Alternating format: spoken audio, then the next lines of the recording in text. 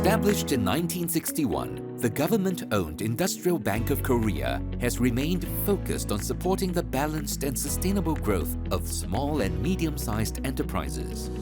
Over 6 decades, IBK has uniquely grown into one of the world's top 100 banks, achieving this organically without mergers or acquisitions. By the end of 2023, IBK captured 23% of the SME finance market in South Korea, solidifying its position as a market leader. Central to this success is its chairman and CEO, Kim Song-tae, whose leadership is shaped by the concept of value finance, an approach based on the belief that as customer value increases, social growth accelerates, enhancing the bank's overall value. This philosophy is fueling IBK's growth from being South Korea's top SME bank into a world-class financial group.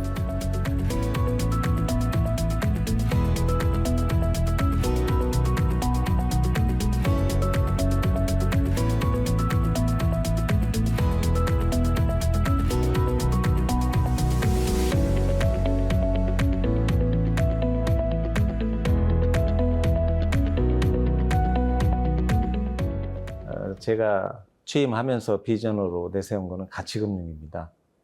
가치금융 비전은 이제 우리의 그 최고의 서비스를 그 혁신적인 방법으로 제공하는 그런 글로벌 초일류 금융그룹이 되는 게 이제 비전인데, 그거를 달성하기 위해서 우리가 실천해야 될 그 덕목이라고 그럴까? 어쩌면 이제 경영 철학이라고도 할 수 있는데 가치경영이라는 겁니다. 그 가치경영이 중요한 거는 우리가 미래를 대비하기 위한 하나의 그 축이기도 하다.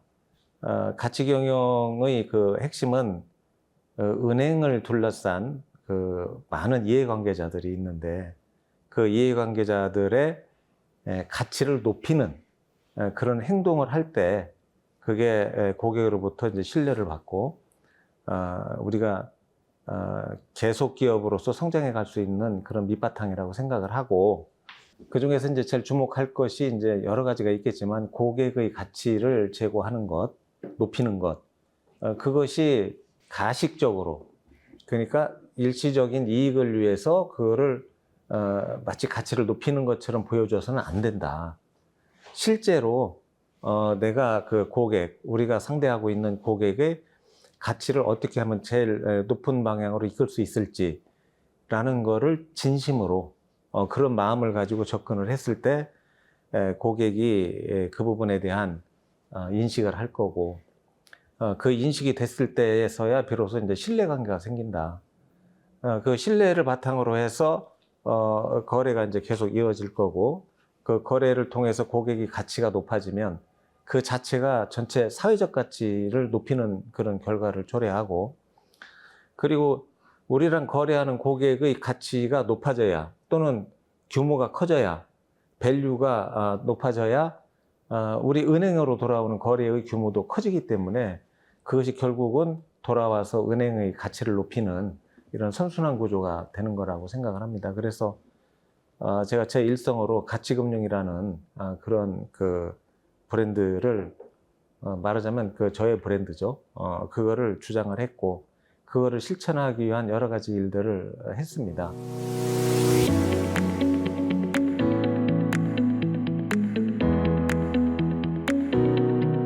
일단 그 가치금융이 사실은 우리가 이제 실증적으로 실천을 해왔던 이런 부분들에 대해서 먼저 간략하게 먼저 소개를 하나 해드릴게요.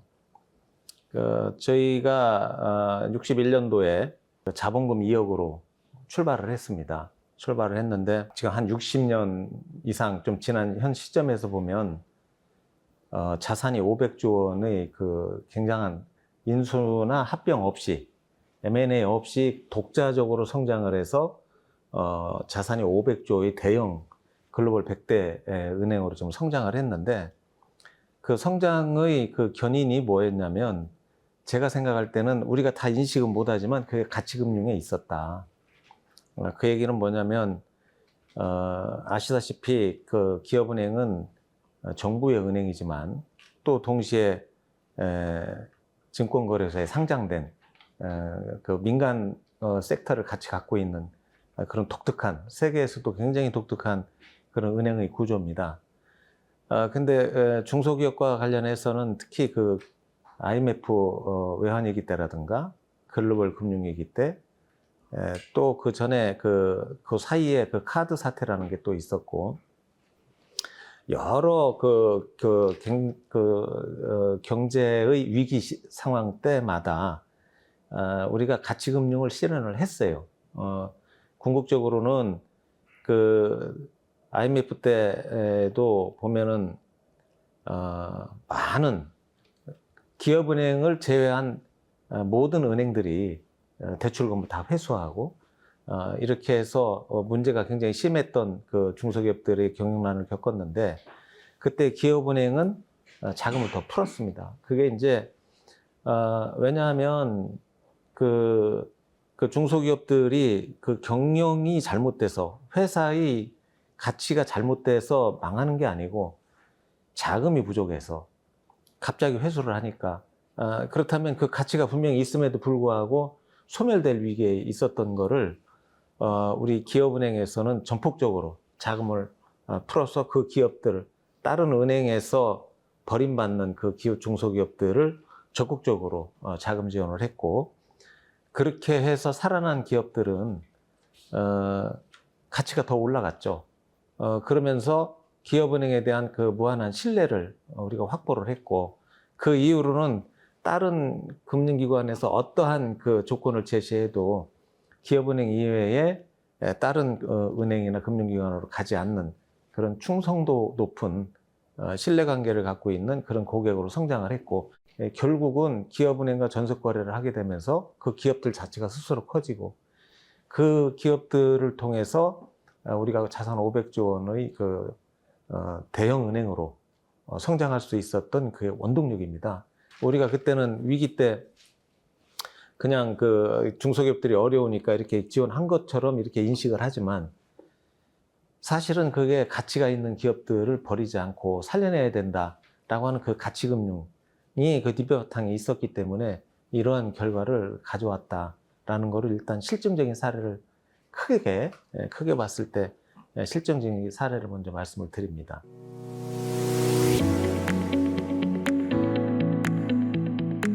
경영에 도움이 되고 그다음에 비즈니스에 도움이 되는 이런 것들을 금융 사이드에서 금융으로만 지원할 게 아니고 비금융적인 지원, 그러니까 코어를 할 수 있는 그 분야가 굉장히 늘어나고 있거든요. 더군다나 이제 그게 현상은 기술이 진보하면서 많은 다양한 형태의 비즈니스 모델 또는 루트, 이런 것들이 이제 필요하게 되고, 그런 부분들을 누가 더 신속하고 그다음에 고객의 가치를 높이는 거죠. 결국은 고객의 가치를 높일 수 있는 거에 효율성이 있는 그런 툴들을 많이 제공을 해야 된다. 그래야만 이게 이제 가치가 제고될 수 있는 그런 건데, 그거를 제공을 한다 하더라도 결국은 그 은행과 금융기관과의 신뢰관계가 없다면 그걸 쓰지를 않죠, 당연히.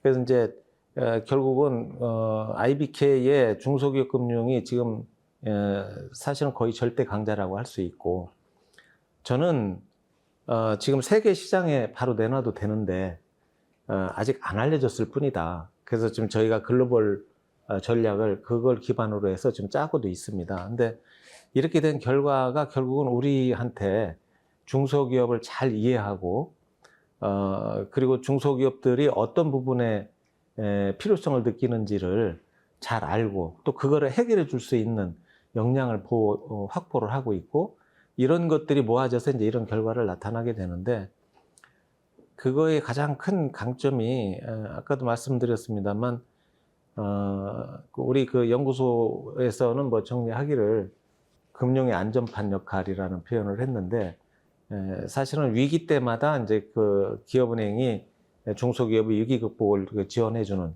다른 은행들은 리스크 관리 차원에서 지원을 줄이는 거죠. 결국은 그 리스크를 줄이는 쪽으로 갈 때 IBK는 오히려 리스크를 테이킹하고 함으로써 그걸 우리는 금융 안전판 기능이라고 얘기를 하는데 다른 데서의 시장 실패가 일어나는 걸 우리가 이제 막아주는 그런 건데 사실은 거기에서 기회가 있다. 우리가 그 역사적으로 몇 번의 그 아주 그 심각한 그 경제 위기를 우리가 자금 지원을 통해서 기업을 살리면서 지나온 이 경험이 결국은 우리 직원들한테 DNA로 그냥 남아 있는 거고, 그래서 어떤 위기라는 거는 우리가 예상한 위기 방식으로 오지 않잖아요. 늘 우리가 예상하지 못한 방향에서 계속 위기가 오는데, 그렇다 하더라도 그 위기를 이겨냈던 그 경험이 결국은 IBK를 제가 생각하기에는 세계 최강의 중소기업 금융 은행으로 만드는 거다라는 생각을 하고 있고, 또 그렇게 하기 위해서는 사람이 굉장히 중요한데 아무리 조직이라 하더라도 거기 구성원인 그 사람이 결국은 조직을 움직이는 거지 않습니까? 우리 그 기업은행에서 현장에서 중소기업들을 바라보고 이 기업은 괜찮겠다, 이 기업은 어렵겠다라는 거를 구분하고 그 괜찮겠다라고 하는 가능성 있는 기업을 발굴해서 적극적으로 자금을 지원할 수 있으려면 실력이 있어야 되거든요.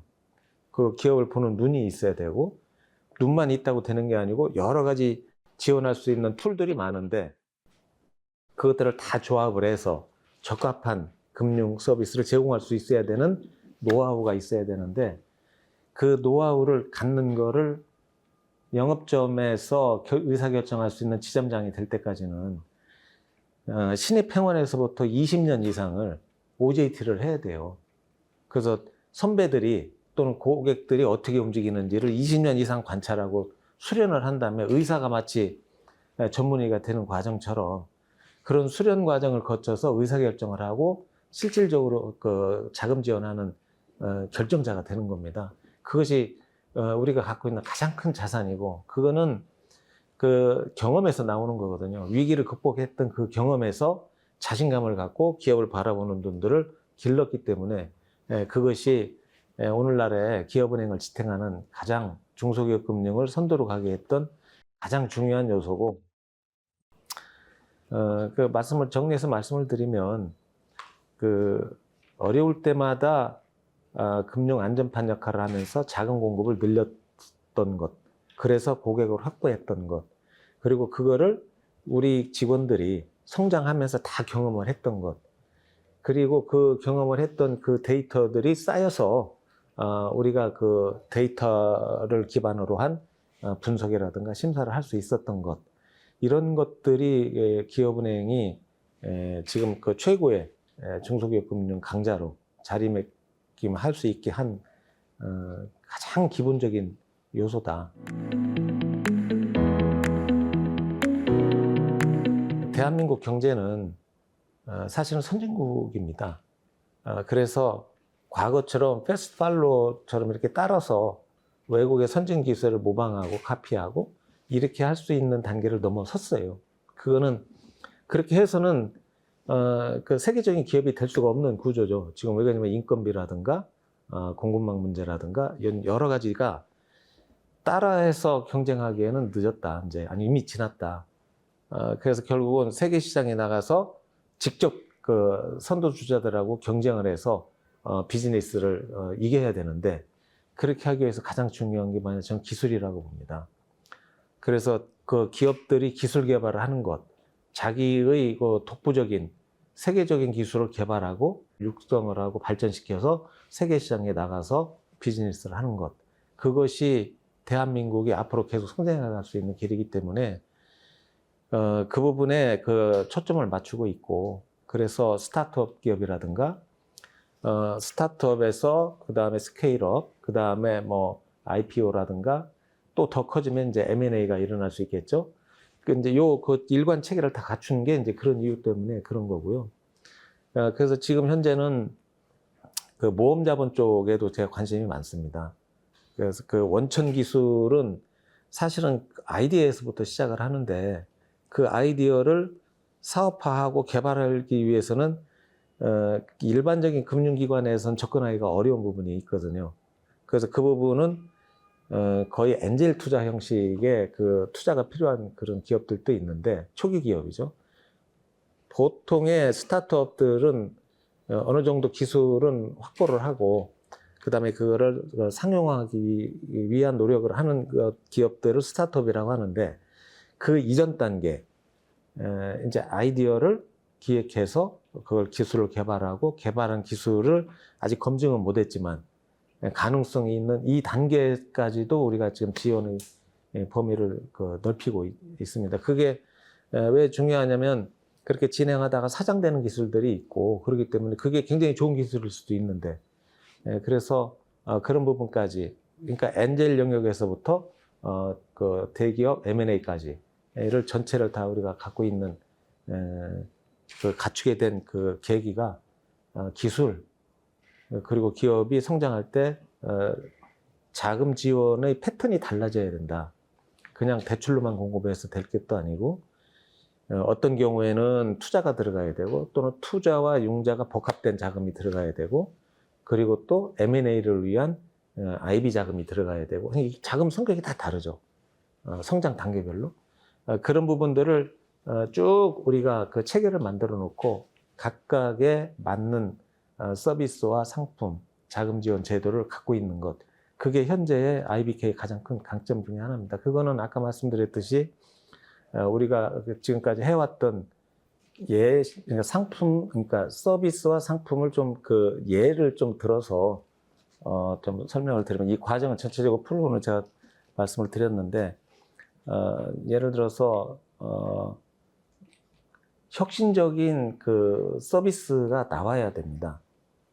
그거는 이제 우리가 기업을 잘 알기 때문에 중소기업을 잘 알기 때문에 가능한 건데 예를 들어서 네트워크론이라든가 네트워크론이라는 거는 뭐냐면 그 서로 그 거래 관계에 있는 그 비즈니스 관계에 있는 기업 간에 그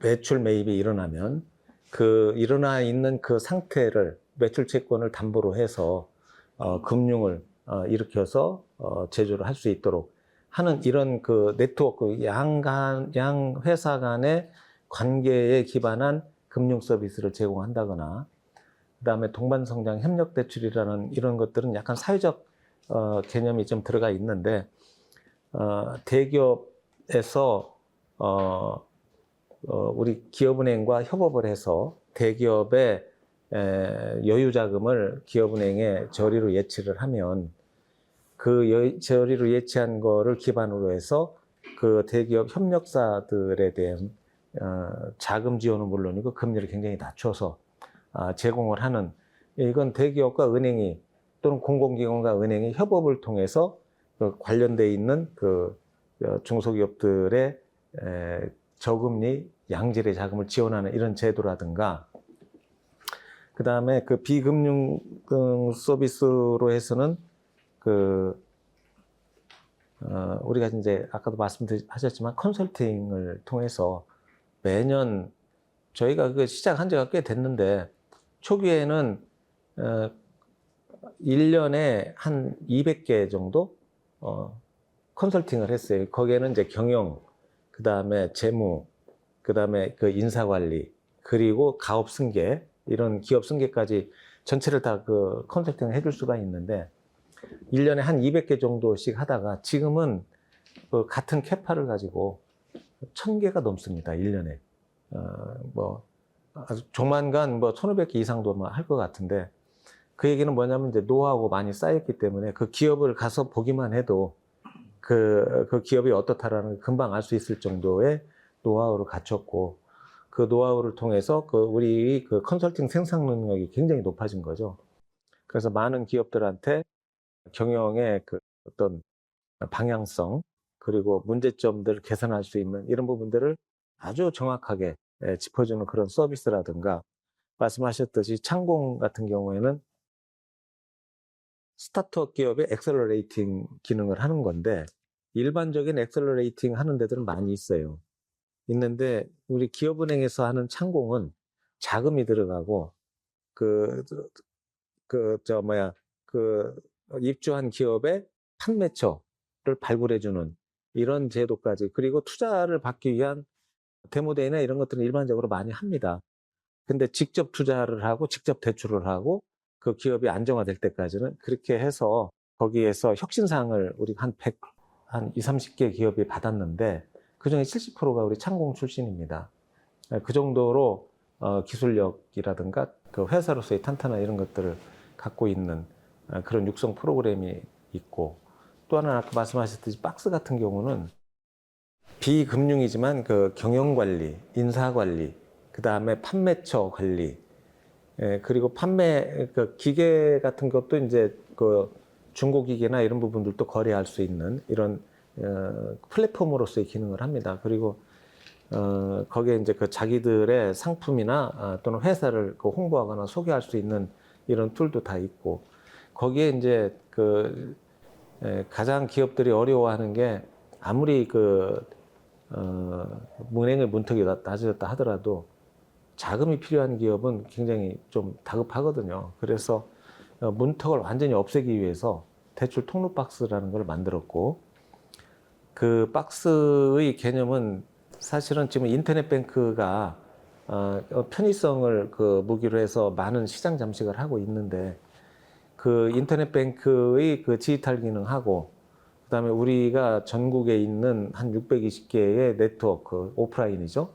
그것이 연계되어 있는 그러니까 디지털 뱅킹을 하는 은행은 따로 올 수가 없어요, 그거를.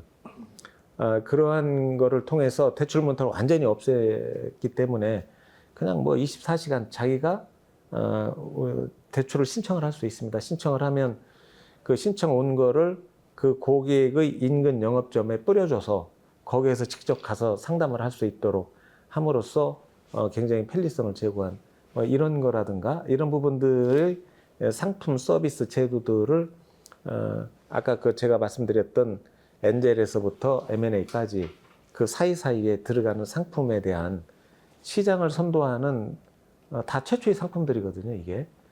그러한 그 서비스들을 많이 발굴을 해서 고객한테 제시하는 것, 그것이 굉장히 중요하다. 그렇게 하고 지금 우리 연구소도 있지만 거시적인 부분은 연구소에서 대부분 다 리서치라든가 모니터링을 통해서 우리는 방향을 주죠.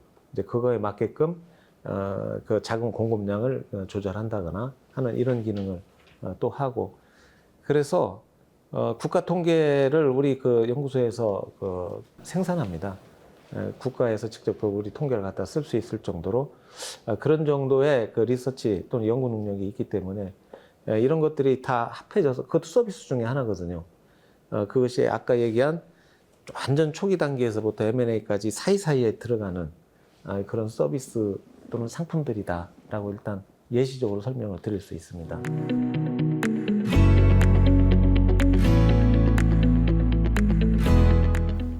포용금융은 우리는 그 철저하게 우선적으로는 중소기업과 관련된 그 포용금융을 많이 하고 있습니다. 그러니까 중소기업의 경영 안정을 위해서 근로자의 장기 근속을 유도하는 이런 부분, 그 다음에 그 중소기업 근로자의 장학금, 자녀들의 장학금이나 불치병, 난치병 치료하는 거는 몇십 년간 쭉 우리가 큰 자금을 들여서 하는 거고, 그 여타 부분에서도 지금 그 다문화 우리 이제 한국 사회의 문제가 이제 인구가 좀 상당히 정체돼 있고 생산 그 3D 업종이라든가 이런 쪽에 그 인력난, 근데 그 인력난이 대부분이 중소기업이기 때문에 그건 이제 해외에서 우리가 근로자들을 받아서 쓸 수밖에 없는 그런 구조예요. 그렇게 했을 때 이제 결국 다문화 가정이 되는 건데, 그 근로자들이 사회의 일원으로서 안정되게 잘 성장할 수 있도록 하는 데에 관심을 많이 갖고 있고, 그 다음에 이제 뭐 그 비인기 종목의 스포츠라든가 문화라든가 이런 쪽에 문화예술 이런 쪽에 아주 비인기적인, 그 다음에 신진 작가나 이런 사람들 위주로의 포용금융을 우리가 진행을 하고 있고, 또 하나의 포용금융으로서는 이제 저탄소 관련해서 중소기업들에 대한 그 무료의 이제 컨설팅이라든가 그다음에 필요한 자금 공급한다는가 하는 이런 부분들을 좀 특색 있게 합니다. 그 시중은행들은 이제 굉장히 이렇게 꼭 화려한 부분, 뭐 예를 들어서 한국 여자 골프가 세계를 제패할 때는 프로 골프 선수들을 뭐 모델로서 그거를 행사를 한다거나 하는 이런 쪽이 강하다면 우리는 이제 취약한 이런 그 생태계상에서 취약한 부분에 중점을 두고 하되 그게 핵심은 이제 중소기업의 경영 안정을 위한 중소기업과 관련된 사회공헌 쪽으로 많이 하고 있고 탄소 중립이라든가 이런 부분들도 ESG 중에 하나인데 그런 부분들도 중소기업에 포커스해서 우리가 그 착실하게 진행을 하고 있다. 이런 부분들이 좀 좀 부각이 돼서 우리가 그 포용금융의 그 상을 받지 않았나 싶고요.